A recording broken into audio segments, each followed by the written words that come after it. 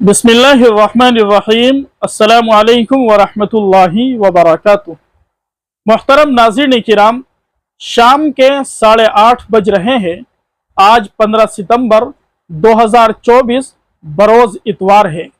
Emails की नई update लेकर एक बार फिर हम आपकी खिदमत में हाजिर है।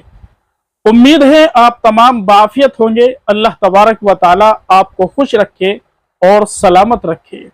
नाज़रीन किराम, जेपीसी को मुसलमानों की तरफ से अभी तक जो ईमेल पहुंचे हैं उनकी तादाद के अंदर काफ़ी इजाफा तो नहीं हुआ, लेकिन अब तादाद हो चुकी है 3,60,94,102।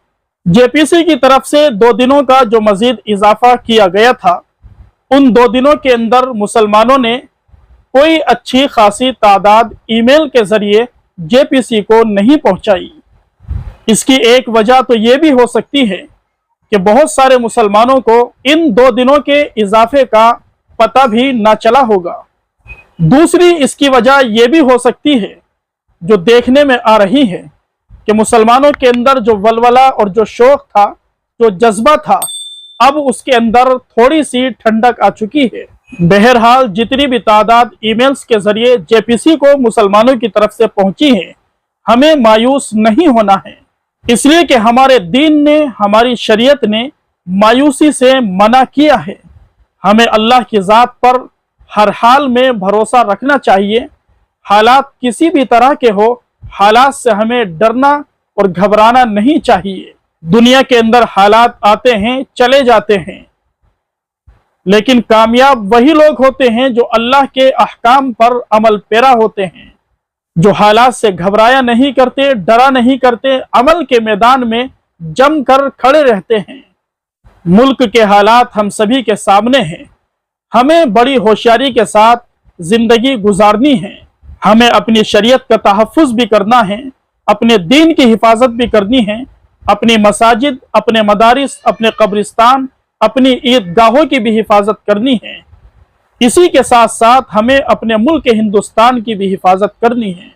अगर कोई इस मुल्क के अंदर हमसे हमारे हुकूक छीनने की कोशिश करेगा, यह हमारी शरीयत के अंदर दखल अंदाजी करेगा, यह हमारे खिलाफ कोई सख्त कानून बनाया जाएगा, तो ऐसी सूरत हाल के अंदर हमें घबराना नहीं है, मायूस नहीं होना है। अल्लाह की ज़ात पर भरोसा करते हुए, शरीयत पर अमल करते हुए हमें जुल्म का मुकाबला करना है। जालिम के सामने सीसा पिलाई हुई दीवार की तरह हमें जमकर खड़े रहना है। नाज़रीन किराम, साथ साथ हम आपको ये भी बताते चले, इस वक्त हमारा रिश्ता और ताल्लुक अल्लाह की ज़ात से जिस तरह का होना चाहिए था, वो नहीं है। अल्लाह से हमारा जो रिश्ता है, जो ताल्लुक है, उसके अंदर बहुत बड़ी कमी आ चुकी है, कमजोरी आ चुकी है। हमें चाहिए कि हम अल्लाह की ज़ात से मजबूत ताल्लुक कायम कर लें। हमारा अल्लाह से जो रिश्ता है, उसके अंदर इस्तेहकाम पैदा होना चाहिए, मजबूती आनी चाहिए। हम वक्त हमारी निगाहों के सामने अल्लाह का हुक्म होना चाहिए, शरीयत का हुक्म होना चाहिए, नबी अलैहिस्सलातु वस्सलाम का तरीका होना चाहिए।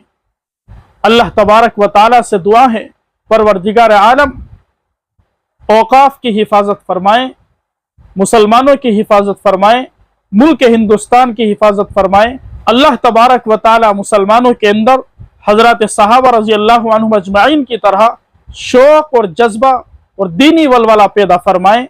दीन इस्लाम की इशाअत के लिए, दीन इस्लाम के तहफ़्फ़ुज़ के लिए सहाबा की तरह हमें भी मैदान अमल में खड़ा होने की तौफीक नसीब फरमाए।